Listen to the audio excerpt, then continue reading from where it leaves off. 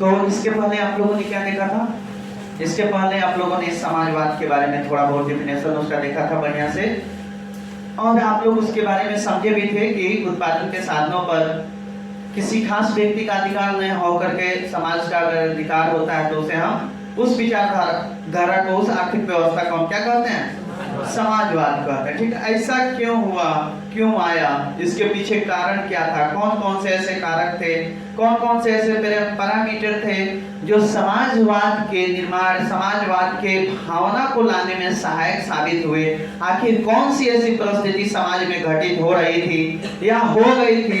वह कौन ऐसा सिचुएशन हो गया था जिसके कारण यह विचारधारा आया, जिसके कारण समाजवाद इस स्थल पे, इस भूखंड पे आया? तो उसके कुछ कारण होते हैं। उसके क्या होते हैं? कारण होते हैं। ठीक है, यहाँ पे देख रहे हो आप समाजवाद और साम्यवाद। इसके जो है समाजवाद के कारणों के बारे में आज हम लोग चर्चा करेंगे कि आखिर समाजवाद आया क्यों। तो देखिए, औद्योगिक क्रांति के बारे में आप लोगों से मैंने बताया ना कि औद्योगिक क्रांति सबसे पहले यूरोप के इंग्लैंड में आया। औद्योगिक क्रांति क्या था? तो उत्पादन के क्षेत्र में मशीनों के उपयोग से आई अक्षय वृद्धि को हम क्या कहते हैं? औद्योगिक क्रांति। जैसे मान लीजिए हमारे यहाँ सुपा बनता है या जो भी छैटी वगैरह बनता है, तो एक आदमी कितना छैटी एक दिन में बना लेगा? 24 घंटा में 2 छैटी बनाएगा। लेकिन वही काम अगर मशीन से होने लगे तो कई छैटियां बन जाएंगी। उत्पादन के क्षेत्र में क्रांति आ जाएगा कि नहीं आ जाएगा? किसी भी चीज में अक्षय वृद्धि जब हो जाती है तो उसको हम क्या बोलते हैं? क्रांति बोलते हैं। बोलते हैं कि नहीं बोलते हैं? तो यह क्रांति कहाँ आई थी? यह आई थी आपको सबसे पहले यूरोप में। यूरोप में क्या आया था? औद्योगिक क्रांति आई थी। ठीक है, औद्योगिक क्रांति के फल स्वरूप जो है समाज में आमूल परिवर्तन हुआ। क्या हुआ? आमूल परिवर्तन हुआ, और आर्थिक व्यवस्था में भी बहुत बड़े बदलाव हुए और सामाजिक उत्थान भी धीरे धीरे होने लगा। ठीक है ना, समाज में आर्थिक स्थिति तेजी से क्या हुई? बदली। ठीक है, उस समय जब औद्योगिक क्रांति हुआ। देखिए, कुटीर उद्योग धंधे माने हाथ से बनाए जाने वाले जो भी धंधे थे, जैसे कुंची का बनाना हो गया, खरहारा का बनना हो गया, हाथ से जितनी भी सारी चीजें होती थी ना बच्चों, वह सब क्या हो गया? उसका अंत होने लगा, उसका विनाश होने लगा, उसका धीरे धीरे चलन कम होने लगा। यानी कि जो हाथ से मजदूर काम करते थे, जो हाथ से मजदूर काम करते थे, अब बेकार होने लगे। कौन सी होने लगे? बेकार होने लगे। मजदूर वे मतलब नहीं होता, उनके पास कोई काम नहीं होता था। जब ऐसा होगा तो उनके खाने के लाले पड़ जाएंगे कि नहीं पड़ जाएंगे? उनका रोटी जब चला जाएगा तो रोटी भी उनको नहीं मिलेगी। तो इस तरह की बातें होने लगी। अब उसके स्थान पर बड़े बड़े औद्योगिक इकाइयों की स्थापना, बड़े बड़े फैक्ट्री बैठाने जाने लगे, और बड़े बड़े फैक्ट्रियों में मजदूर रखने की व्यवस्था जो है अब हो चली। पहले ऐसी बात नहीं थी। पहले लोग हाथ से बनाते थे और क्या करते थे? बेचते थे। अब क्या होता था? बड़े बड़े जो है इकाइयों की स्थापना हुई। देखिए, यहाँ पे मालिक खुद काम नहीं करेगा, यहाँ पे मालिक खुद काम नहीं करेगा, बल्कि मजदूरों से वहां पे काम करवाएगा। वहां पे आके मजदूर काम करेंगे, कुछ पगार पे रख लेगा, कुछ पगार देगा, और बाकी लाभ के साधनों पर उसका अधिकार स्वयं रहेगा। इस तरह की बातें जो है अब होने लगी। इस तरह पूंजीपतियों का क्या हो गया? उदय हुआ। पूंजीपतियों का क्या हो गया? उदय। जैसे इस समय अनिल अंबानी जो है, उसके बाद मुकेश अंबानी, लोग क्या करते हैं? कुछ नहीं करते हैं, कुछ नहीं करते हैं, फिर भी एक मिनट का सैलरी कितना है? 35,000 36,000 रुपए एक मिनट का। क्या तो उनका पैसा कमा रहा है, मजदूर कमा रहा है, पैसा किसके पास आ रहा है? उद्योगपति। इस तरह की व्यवस्था का चलन उस समय शुरू हो गया।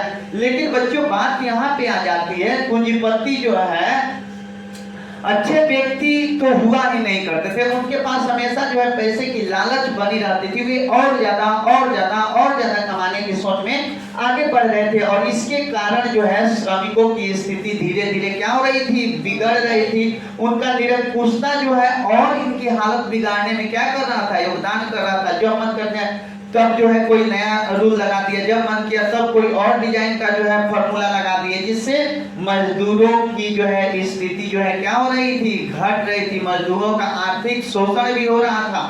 काम के घंटे बढ़ा देना, बात बुझा रहा है, पगार कम देना, इस तरह की बातें ये लोग हमेशा करते रहते थे, और केवल अपने फायदे के बारे में सोचते थे। केवल और केवल पूंजीपति अपने फायदे के बारे में ही सोचते थे। कौन सोचता था अपने फायदे के बारे में? पूंजीपति सोचते थे। उनकी निरंकुशता थी, उन पे कोई अंकुश नहीं था। जो नियम जो कानून वो लगाना चाहे लगा सकते थे, उनका कंपनी था। अब मान लीजिए कि कंपनी में मजदूर काम नहीं करेगा तो उसका रोजी रोटी टूट जाएगा, जिसके कारण बहुत सारी चीजें हो रही थी और मजबूरी में मजदूर जो है काम कर रहे थे। इस तरह जो है ऐसी नीतियां भी बनाई गई जो श्रमिक विरोधी थी। ऐसी नीतियां भी बनाया उन लोगों ने जो श्रमिक विरोधी थी, श्रमिकों को फायदा नहीं पहुंचाती थी बल्कि उनको घाटा पहुंचाती थी आर्थिक, शारीरिक और मानसिक रूप से। ठीक है ना। मजदूरों की जो है स्थिति जो हो गई थी वह नरकीय हो गई थी। मजदूरों की स्थिति कैसे हो गई थी? नरकीय। नरकीय का अर्थ नर्क में जितना कष्ट होता उस तरह की स्थिति यूरोप में मजदूरों के साथ हो रहा था। ठीक है ना। यूरोप में मजदूरों की स्थिति कैसी हो गई थी बच्चों? तो नरकीय हो गई थी।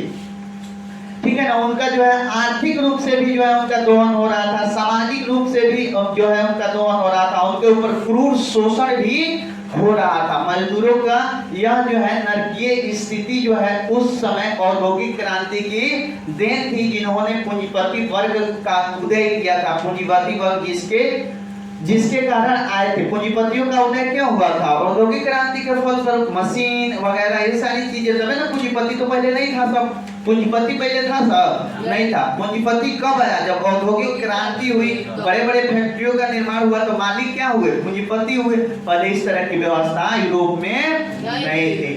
ठीक है ना। लोग अपने हाथ से काम करते थे, खुद मालिक और खुद मजदूर हुआ करते थे। लेकिन इस तरह की बातें अब क्या हो गई? खत्म हो गई। देखिए औद्योगिक क्रांति ने समाज को दो भागों में बांट दिया, पहला पूंजीपति वर्ग और दूसरा श्रमिक वर्ग। देखो बच्चों, औद्योगिक क्रांति ने समाज को दो भागों में बांट दिया, पहला पूंजीपति वर्ग और दूसरा श्रमिक वर्ग। कितने भागों में बांटा समाज को? कौन कौन वर्ग बन गए? किसने बांटा? औद्योगिक क्रांति ने। सबसे पहले औद्योगिक क्रांति कहाँ आई? यूरोप में। और जब औद्योगिक क्रांति आई तो उसने समाज को दो भागों में बांट दिया, पूंजीपति वर्ग और श्रमिक वर्ग। जिनके पास पैसा होता था, लगाते थे, फैक्ट्री बनवाते थे, वे पूंजीपति हो गए। जिनके पास स्किल होता था, कौशल होता था, ठीक है ना, लेबर होता था, वे सब कौन सी हो गए? मजदूर हो गए। इस तरह समाज दो गुटों में बंट गया। इसके पहले दो गुटों में नहीं बंटा था। औद्योगिक क्रांति के फलस्वरूप समाज दो गुटों में बंट गया। जिनके पास पैसा हो जाता था, पैसा होता था, पूंजीपति वर्ग होते थे, और जिनके पास मजदूरी होती थी, लेबर होता था, उसको हम श्रमिक वर्ग बोलते थे। ठीक है ना। और देखिए यहाँ पे उस समय यह पूंजीपति वर्ग लगातार समृद्धशाली होते जा रहा था, लगातार इनके पैसा में इंक्रीजिंग हो रहा था, इनकी मनी और धन लगातार बढ़ रहा था, मजबूत होते जा रहे थे। और इधर श्रमिक वर्ग निरंतर जो है इसका आर्थिक पतन होते जा रहा था। इधर श्रमिक वर्ग का निरंतर आर्थिक पतन होते जा रहा था। मान लीजिए पूंजीपति वर्ग क्या करेंगे? दो तरह से दोहरा मार नहीं पर मारेंगे। पूछिए किस तरह? तो देखिए अब जब पूंजीपतियों के पास पैसा होगा तो सामान का दाम क्या होगा? बढ़ेगा। और इधर मजदूरी नहीं बढ़ रहा है, मजदूरी अगर नहीं बढ़ेगा, सामान का दाम अगर बढ़ेगा तो फिर इनके लिए खरीदना क्या हो जाएगा? मुश्किल हो जाएगा। एक तरफ तो एक पीढ़ी बहुत आगे बढ़ रही थी जिसके कारण उनका सामान भी अगर बढ़े तब भी कोनो ज्यादा दिक्कत नहीं है, और एक तरफ इनका फिक्स था, मजदूरी फिक्स था, तो इनके लिए बहुत ज्यादा जो है बोझ हो रहा था। और धीरे धीरे इनका आर्थिक पतन भी हो रहा था। किसका?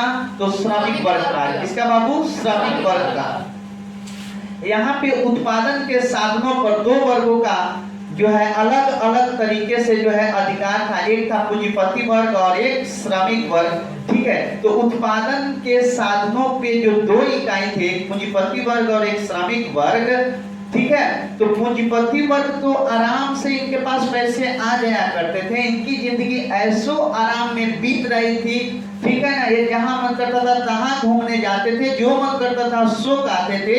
ठीक है। खाने पीने, उठने बैठने, सोने, घूमने, सबकी व्यवस्था इनकी उत्तम थी। लेकिन बच्चों यहाँ श्रमिक वर्ग जो है भूखे मरने को बाध्य था।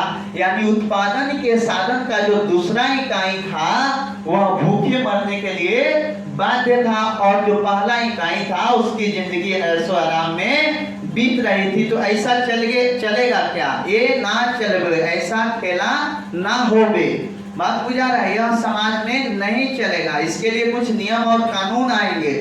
ठीक है ना। तो देखिए कि अब ऐसी स्थिति हो गई तो कुछ राष्ट्रभक्तों, विचारकों और लेखकों ने एक नवीन विचारधारा का प्रतिपादन किया, नवीन विचारधारा इस भूपटल पर लेके आए, जिसको हम लोग समाजवाद कहते हैं, जिसको हम लोग अब यहाँ पे जानते हो इन सब चीजों से तंग होके ये बात आया था समाजवाद। तो इसका उद्देश्य क्या होगा, यह आया क्यों होगा, बुझा रहा है कुछ?